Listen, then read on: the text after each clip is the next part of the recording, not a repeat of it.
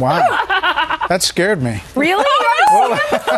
No, I haven't seen it. You're getting into it. Yeah. Both of you synchronized? That was pretty good. This is a new thing, Brett. I did it because yesterday Sandra she did a has fake out. historically sat out the OT baby, but she did it once when Harris was away, and now she's doing it every day. Wow. We like it. I'm We like totally it. into Yeah, it. we had a Yes, little she Eric is. Bolling has his thing, and you guys have yours.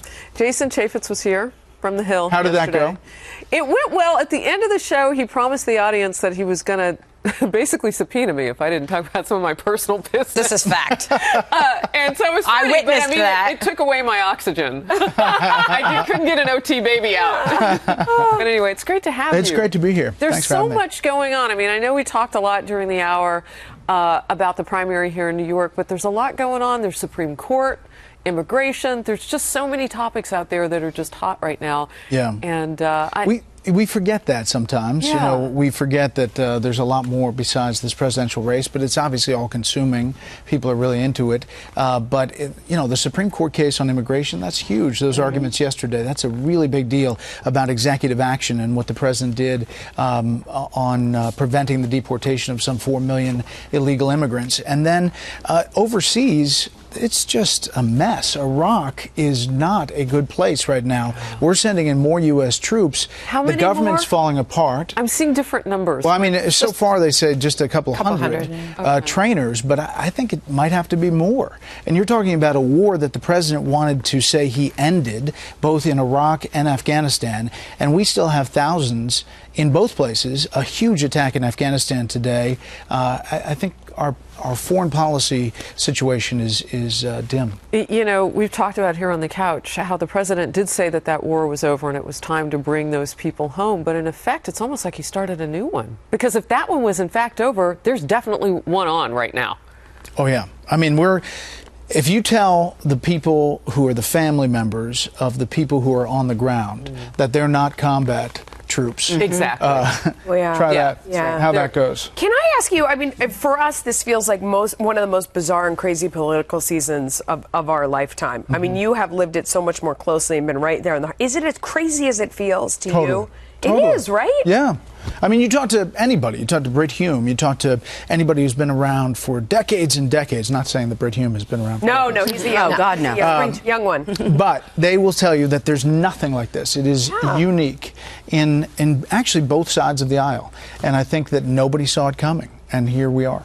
Brett, can we go back to the foreign policy point? Because, and there's been lots of great reporting on this, that the White House seems to be micromanaging what's going on, and they're sort of ignoring the will of the Defense Department, that the direction is coming out of Brennan and Rice and Jarrett, and we've seen that happening, and that they seemingly are managing via press release. So they'll announce that they're thinking about spending more, special operations forces, that they're telegraphing to the world that we're going after al-Baghdadi. I mean, they seem to be doing things, managing via, press release. What are you hearing in Washington, D.C. about how serious they are and how committed they are to fighting this war, or is this just all posturing to run out the clock? Listen, the administration will tell you that this president has killed more terrorists than any other president using a drone program. But the dysfunction inside the White House about running things from the White House is really significant. I talked to the 3 former defense secretaries, Bob Gates, Leon Panetta, excellent special, by the way, Chuck Hagel, and all 3 of them altogether said the biggest problem is that they have inexperienced people running wars and international affairs from the National Security Council. That is grabbing more power, and they are very concerned about it. And these are people who worked for President Obama, and he's still in office, and they feel compelled to say their concerns about it. What about the intelligence community as well? Because we've seen a number of the intel analysts stand up and say that they were forced to scrub the intel documents. Some of them had their jobs threatened. There seems to be a push by the intel community to move towards a more politicized intelligence community than the actual seasoned intelligence analysts on the field. Yeah, and listen, there was a lot of criticism, obviously, of the Bush administration getting into the Iraq War about how much influence there was over intelligence. And there were all those hearings and all that focus, but now we're back to where the criticism was, but it's flipped. And this administration is coming under criticism for rosy scenarios about the fight against ISIS. And when you get 60 to 70 intel analysts saying that they have been squelched, that's a big deal. Yeah. I want to borrow now a topic from the live chat, Inglenook 5, something that you and I know, covered back on April 19th. And what Inglenook 5 says is they are speaking of terrorism today, yet I don't hear any reference to the 21st anniversary of the OKC Murrah Federal Building bombing, the greatest loss of life in the U.S. due to domestic terrorism. I remember that day very vividly. I was a reporter on the ground in Kansas City, hopped a chopper and made it over to OKC, and it was still smoldering, and spent many days there. It really shook us. We didn't really know who we were looking for. Remember the early reports of who it might have been, and they were chasing people all over Oklahoma. So I just wanted to bring that up. I'm surprised they don't. With Merrick Garland as their nominee, I would think that they would use this as an opportunity to say that It's surprising, I bet there's something today on this, because it is, if you look back, and that's great that they pointed that out. Thank you to this viewer, right? That's a major moment in U.S. history, and domestic terrorism became such a focus. That was even, well before the international terrorism focus. And the devastation that we saw in Oklahoma City was unbelievable. Well, remember the nursery with the kids? With the 19 children. I interviewed a grandmother who lost two of her grandchildren that day, and I went back a year later and prayed with her. And she was holding a prayer breakfast, and just the talk about how you heal. But our nation is so amazing. I mean, she still, and I check back every now and then, as of a few years ago, was still receiving love and gifts and things from people across the country. I mean, those 19 children in that daycare. Remember little Bailey on the cover of Time magazine, her lifeless body in the arms of that firefighter.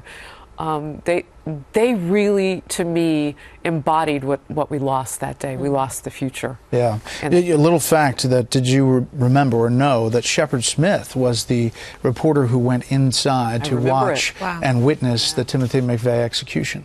I was there outside. So that was a big story. Brett, when can we watch your special again? That was so good, and a number of people were it was outstanding. Thank you. It was on this weekend, 8 and 11. It's going to run again, but we're going to post it online. And we'll send out all kinds of notices about when you can get it online. That'd be great. Should be soon. Now, are you going to be online when you do, so I can ask you questions real time? Yes.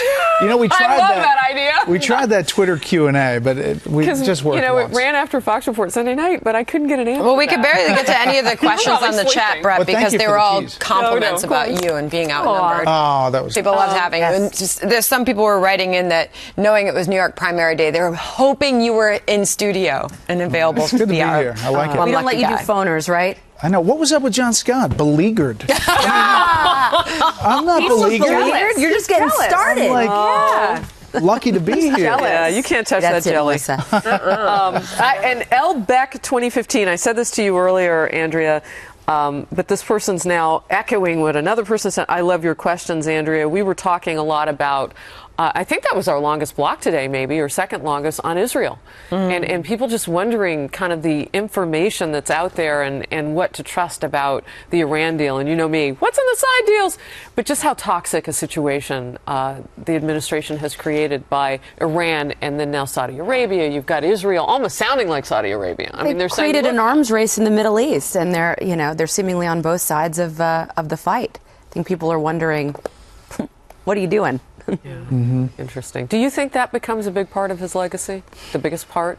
Well, I think foreign policy and the situation that he'll leave around the world will be a big part of his legacy. And, if Hillary Clinton becomes president, if that happens, it'll be interesting to see how she distances herself from the Obama foreign policy, which obviously she was a big part of. Which parts do you think? Because she has her own. I mean, that Libya portion, she can own that. Right? Yeah. And listen, there are a lot of internal fights that happened early on in the administration that I think those loud voices like Hillary Clinton and Bob Gates and Leon Panetta no longer are there. So it's kind of President Obama and Valerie Jarrett and Susie Rice. That's interesting. Yeah, loud voices, hard choices. I don't know. Anyway. Remember the big fight over who wanted to go after Osama bin Laden and how they tried to frame that? Who said no? And I think Joe Biden wasn't very happy with what they said his ruling was. Yeah. Interesting. Great to have you. Good to have you, Brett. Back Thank you, Brett. anytime. It's great to Thank be here. you. Yeah. All right. We'll see you tomorrow after the TV version of us wraps up right here online.